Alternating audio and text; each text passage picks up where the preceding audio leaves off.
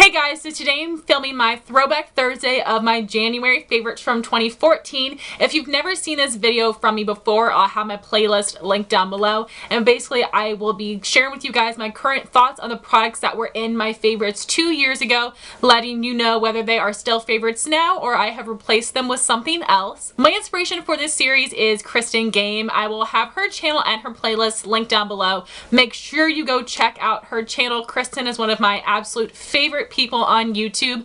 I will also make sure to link down below the original favorites video, and I will list and link all of the items that I am talking about. So let's just get started. So whenever I decide to film a Throwback Thursday video, I always go back and re-watch the original favorites, and I don't know, something about watching that video made me think of like a happier time and a good place in my life. So I am wearing the same outfit and the same eye makeup that I had in that video. And also, honestly, that's when I had the best lighting in my apartment at school. That one little corner in front of that white wall, I had the best lighting. I have never been able to have such nice lighting. Hopefully whenever I move out and get my own place, I will have white walls. I must have white walls, hopefully a window, some decent lighting, because this situation drives me insane. But I just was watching that video and I was like, lighting on point. But you know what was not on point?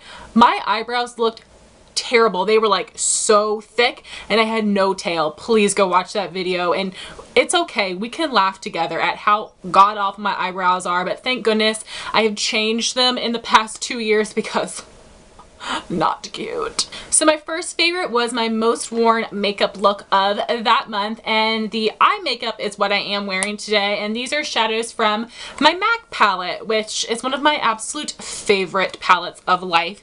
So the shadows that I was wearing was Satin Taupe on the lid, Haux as a transition color, and Deep Damson in the crease.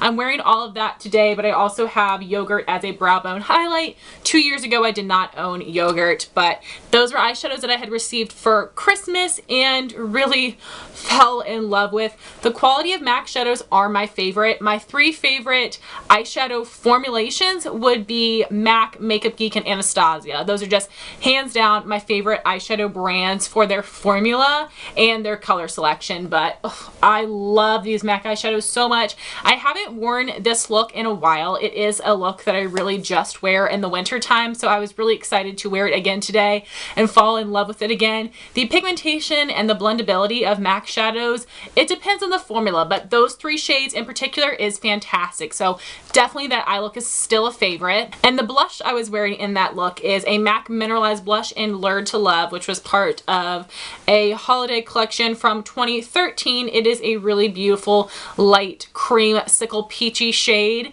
and I really do like the Mineralized blush formula. Warm Soul is one of my holy grail blushes, but I don't love this one anymore. You guys know how much I love my peach blushes, but I like more of a medium or deeper peach, and this is just a little too light for me. It doesn't show up as intense as I like my blush to be. It's great quality. It's a really pretty color, but just not my favorite type of peach.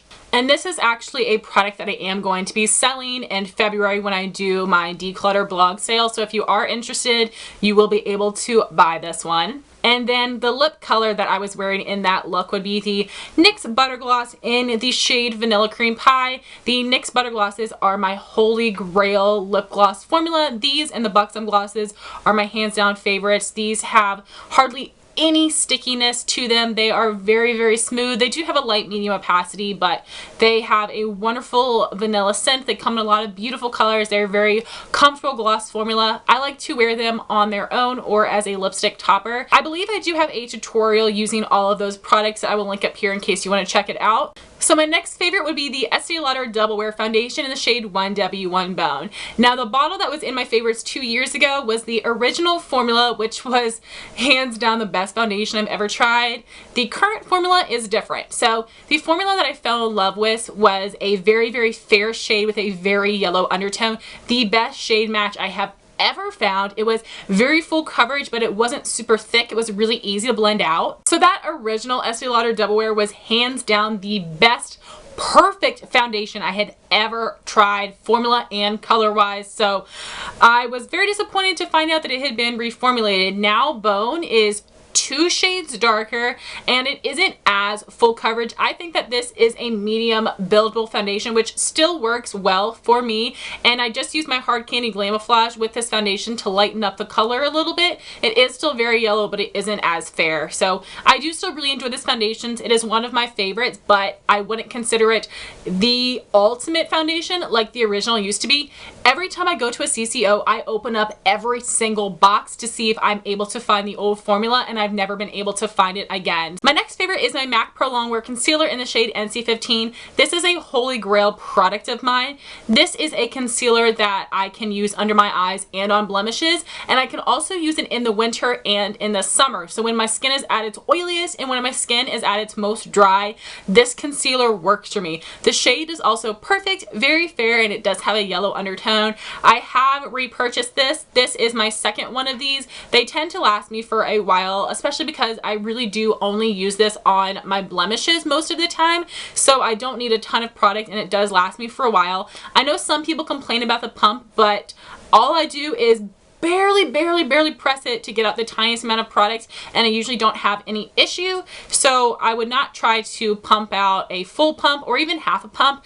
Really just barely press down. Press down as lightly as you can and you'll get the perfect amount of product.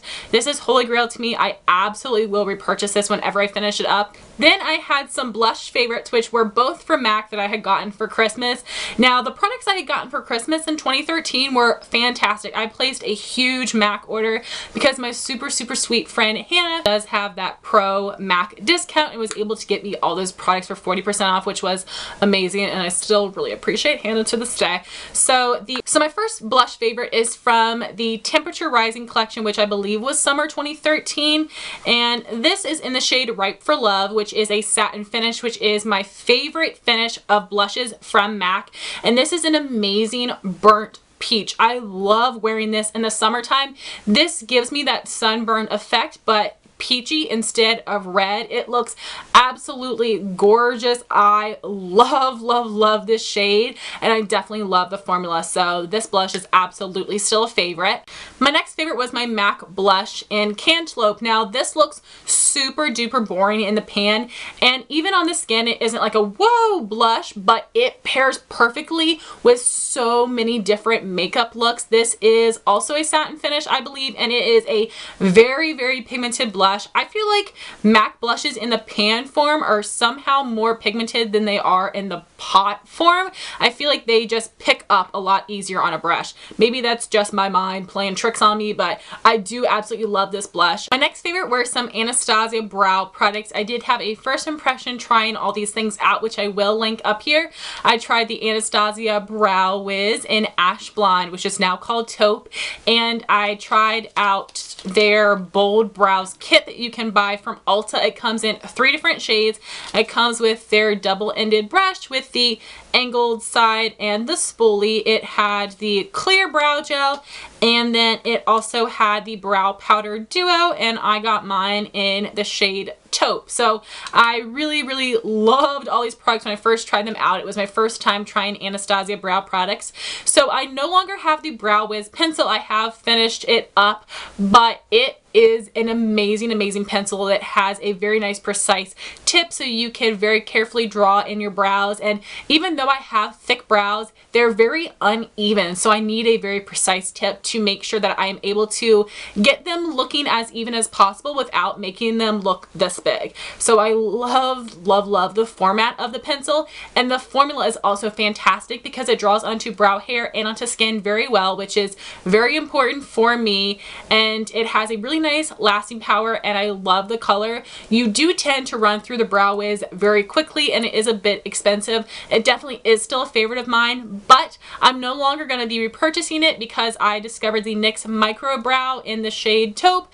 This performs exactly the same for me as the Anastasia does, and is half the price, so I'm going to be purchasing the NYX instead from now on. So then in the Bold Brows kit, like I said, you do have the double-ended brush, which I think is fantastic. I think double-ended brushes for brows are so handy to help fill in, comb out, fill in, comb out. it is fantastic. I do love this brush. I wouldn't go out and purchase it on its own. I wouldn't say it's a must-have because I have several other brow brushes that work well, but I didn't mind getting it in this set. I was still really excited to use this. And then I had the clear brow gel. I did use up my original one, but I had two backups that I purchased for I think $10 or $11 during the Ulta 21 Days of Beauty. This is a fantastic clear brow gel that has an extreme hold. It really is like hairspray for your brows. You need to be careful when applying it just so that you don't put too much pressure, because that's when you're going to get some clumpy looking brows. But if you just apply it normally and lightly, it's going to be fantastic. It does have a pretty large brush. It isn't the tiniest, but I don't have any problem with it in my brows. This is definitely still a favorite of mine. It is one of the best brow gels I've ever tried. Before using this one, I was using the Maybelline Great Lash Clear Mascara, which is awful. Please don't use that. But I had always thought a brow gel is a brow gel, but no, this is definitely superior to most brow gels that I've tried. And then I had the brow powder duo in the shade Taupe. The packaging is different now. It looks black, but I think the ones that come in the set all are this silver packaging. And it does have a little mirror on the top, which is cute, and it does have two shades to it. And I really did enjoy this powder at first, but the more that I used it, and you guys know I apply a wax on my brows first, which really helps brow powder stick to my brows, and it did not work with this. I got hard pan on this product so quickly, and I have dug through so much of this and there's still hard pan. I'm not able to get rid of it. So please let me know your best tips for getting rid of hard pan. So because of that, I was kind of disappointed in this, but the coloring is fantastic for light, cool tone brows. I really do love the coloring, and if you don't use a brow wax, you probably won't have that problem of getting hard pan. So this is a really nice formula, but my favorite brow powders are the MAC Eyeshadow in Omega and the Lorac Take a Brow Kit in Blonde, and I'm going to be repurchasing both of those over these. Then I had another eye favorite. This is a limited edition Maybelline Color Tattoo, and in winter 2013 they had released a matte collection with some dupes for MAC Painterly, MAC Soft Ochre, and I did purchase the entire collection, and this is the shade Matte Brown. Now, 2 years ago, I used the crap out of this as a base in my crease. This is a fantastic matte brown. It is a little bit more on the cool side, and it is like a medium brown, so it isn't too deep. I love this. I haven't used it in a while because I don't use bases in my crease anymore. I just find that my eye looks were super duper harsh because I put a base in my crease, but I definitely want to try it out again and see what I think. The formula of this one is fantastic. I know when the new Leathers collection came out, I was so excited because I thought it was going to be the same formula as Toughest Taupe and as this matte collection, but the leathers are very patchy. They're not good. But if you guys were able to find matte brown online somewhere, or if you have it in your collection, pull it out. This is a fantastic shade. And then I had three lip product favorites of the month. The first was a MAC lip gloss from the Artist Girl collection. This one is one of the 3 Betty lip glosses, and this is in the shade Kiss and Don't Tell, which is a fantastic warm pinky coral lip gloss. So pretty. This was my first time trying out a MAC lip gloss. It is very pigmented but a little bit sticky. This is what a swatch of it looks like, and I had purchased this from the CCO. I just had to have something from the Archie's collection because I grew up reading Archie's comics and Betty was my favorite character, and I love the packaging of this lip gloss. I really like the little cartoony picture on here. I think it is so cute, and I don't know if you can tell, but I actually used a decent amount of this product. Now, I only have one other lip gloss that has actually shown visible progress in it besides this one. I really did enjoy this and wear it a ton when I first got it. Honestly, I haven't worn this lip gloss in a very long time, and I need to pull it back out because it is a beautiful color. It is a bit sticky, but it does last a while on the lips. And I was actually wearing this on top of my next lip favorite, and that would be this Revlon Lacquer Balm in the shade Coquette, which is that second swatch here. And out of all the Lacquer Balm shades, this is the one that I was most interested in because, again, it is a warm pinky coral, which is one of my favorite type of shades, and it does pull more pink than orange, which is why I love it. And I haven't used this one in a while, but this does have a nice medium opacity, and it does have a shiny finish. It does have some glitter in it, but I don't feel like it is uncomfortable on my lips.